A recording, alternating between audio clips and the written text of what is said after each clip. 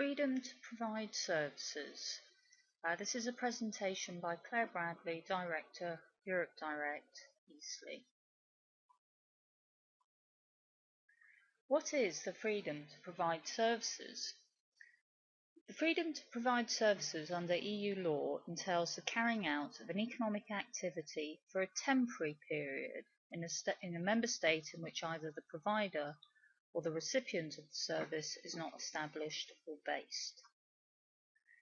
Thus, what is relevant in order to determine whether a self-employed person is governed by the treaty provisions on establishment or the treaty provisions on services is whether the economic activity is temporary or permanent in nature. If you're permanently based in another member state, then the rules relating to freedom of establishment will apply. It's your rights to set up your own business in another member state on a permanent basis. If you're providing services for either a temporary or a limited period, then the rules relating to freedom to provide services will apply and not the rules relating to freedom of establishment. So what is the basic rule regarding providing services in another member state? The treaty states restrictions on freedom to provide services within the community shall be prohibited in respect of nationals of member states who are established in a state of the community other than that of the person for whom the services are intended. So what this basically means is that as a business owner, you're free to provide services to other businesses or customers in other member states without restriction. In order to benefit from the right to provide services, if you're a business owner, you must already have a business or company based in a member state. So if you already have your own company in the UK, for example, then you're free to provide services to other member states without restriction. If you want to provide services in an individual capacity, then you can do so provided you're from one of the EU member states. So, for example, an English builder could go and work in Germany providing building services on a temporary basis, as they're from the UK and can therefore invoke the freedom to provide services. The General Programme on Services specified in more detail that the right to provide services was available only to nationals established in the community or to companies formed under the laws of a member state and having their seats, centre of administration or main establishment within the community. If only the seat of the company is situated within the community, then its activity must have a real and continuous link with the economy of the member state. Without that economic foothold within the EU, there's no right under EU law for a company or an EU national established outside the EU to provide temporary services within the EU. A permanent economic base must first be established within a member state, and from that base a person may provide temporary services in other member states. So what type of services come under these rules? Services shall be considered to be services where they're normally provided for remuneration or money, insofar as they're not governed by the provisions relating to freedom of movement for goods, capital and persons. Services include activities of an industrial character, activities of a commercial character, activities of craftsmen and activities of the profession. So it's a very general description. The basic idea is that the person providing a service may temporarily pursue his activity in the state where the service is provided under the same conditions as are imposed by that state on its own nationals. So if you're providing building services, catering services, tourism services in another member state, like a lot of people do, then you should be treated in the same way as nationals of that member state. Some sectors are excluded from these rules. So, for example, transport is excluded from the chapter on services under the Treaty of Lisbon, as transport is covered elsewhere in the treaty. Also, banking and insurance services connected with capital movements are to be dealt with in line with the treaty provisions on movement of capital, rather than freedom to provide services. The effect of Article 56 of the Treaty on the Functioning of the European Union is the chapter on the free movement of services is very similar to that on establishment, except that the activity in question is pursued on a temporary rather than a permanent basis in another member state. In order for these rules to kick in, you must be providing services in different member states. You cannot invoke freedom to provide services if you're only trading in your own member state. Under EU law, the provisions of the Treaty on Freedom to Provide Services cannot be applied to activities whose relevant elements are confined within a single member state. So you have to have cross-border provision of services in order for these rules to kick in. Freedom to provide services also carries with it the freedom to receive services, and this covers the situation of recipients as well as providers of services. Recipients, in the same way as providers, have the freedom to go to another member state in order to receive a service without being obstructed by restrictions. Now, there are certain circumstances where a member state may be able to justify restrictions on the free movement of services. As in the case of workers in establishment, once a potential restriction on the free movement of services is found to exist, it's open to the member states to justify it either under the treaty exceptions or under a broader category of court-developed exceptions. The express exceptions are two. There are basically two express exceptions to the freedom to provide services. First exception is the exercise of official authority. And this states that the provisions of this chapter shall not apply, i.e. freedom to provide services, so far as any given member state is concerned to activities which in that state are connected even occasionally with the exercise of official authority. The second express exception, under Article 46(1), provides that special treatment for foreign nationals can be justified on the grounds of public policy, public security, or public health. However, these exceptions are rarely successfully invoked, and the ECJ has been pretty unsympathetic towards protectionist measures that attempt to favour service providers who are nationals of the member state and which discriminate against service providers from other member states. So if this is in cases where a member state is effectively trying it on and trying to justify without any real cause discriminating against nationals from other member states, then this has usually backfired. But genuine exceptions or exceptional circumstances would be allowed. Now, the Services Directive came into force in 2009, and it had as its objective to open up the European market for services. So effectively, it was aiming to really implement the treaty provisions on freedom to provide services. So the directive puts an obligation on each member state to simplify the formalities and procedures that need to be complied with in order for a service provider to provide services in another EU country.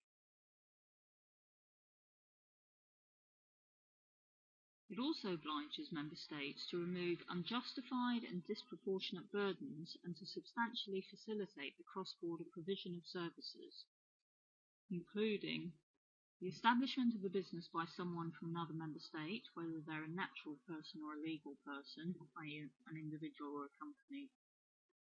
And also it puts an obligation on member states to substantially facilitate the cross-border provision of services, so cases in which a business wants to supply services across borders in another member state without actually setting up a separate company over that.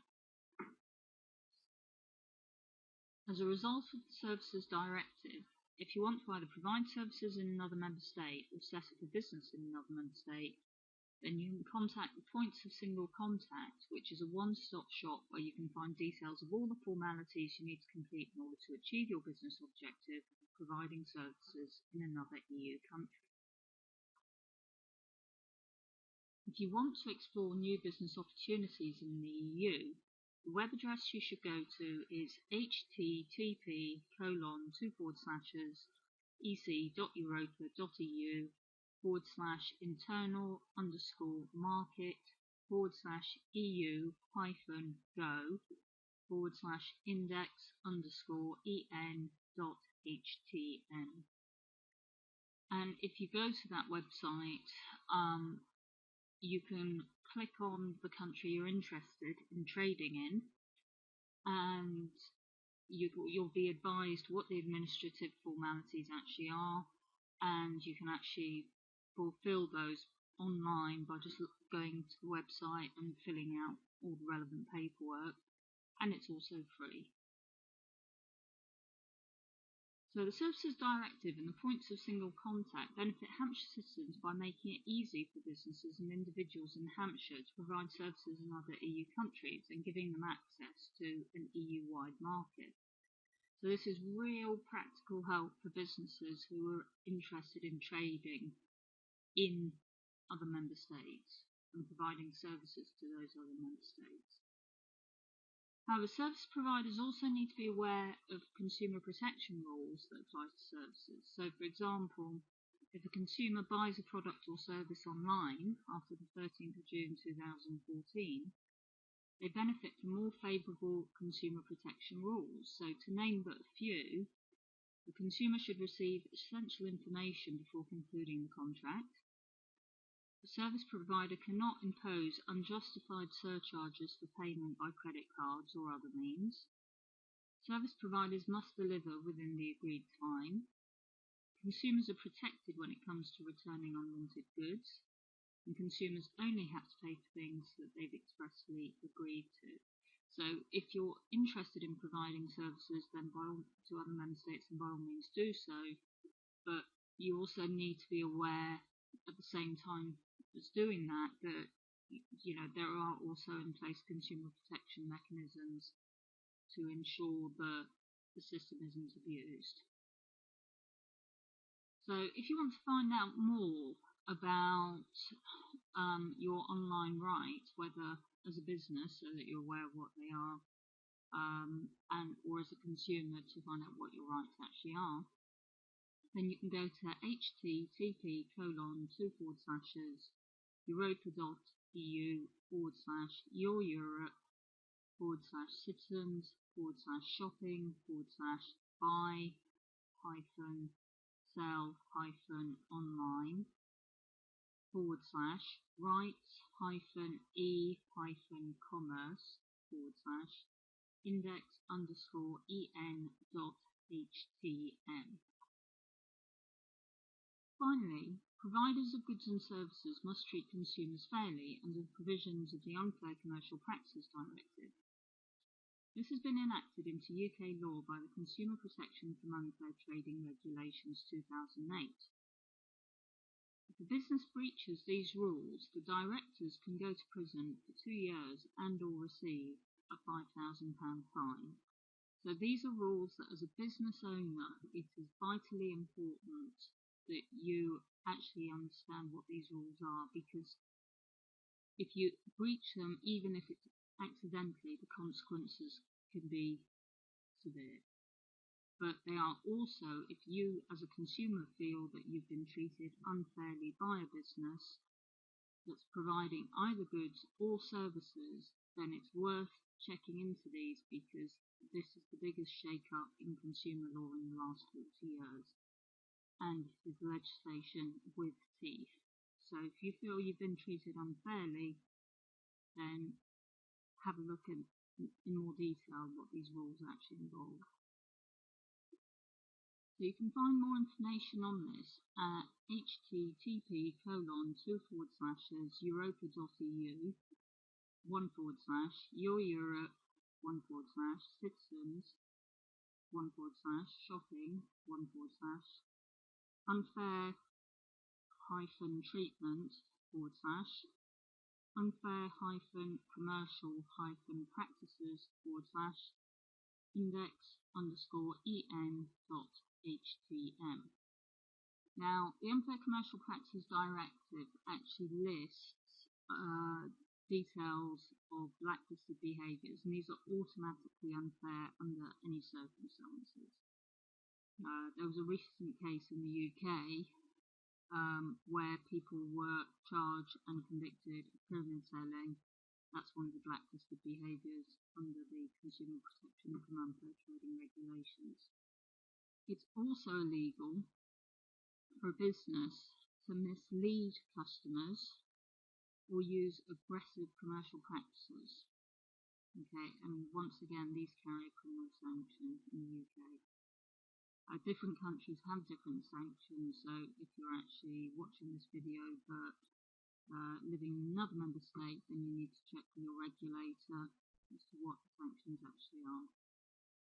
If you'd like more information on this, you can go to http://unfair-trade.eu/unfair-practices/index_en.htm, or alternatively you can do a search on "is it fair?"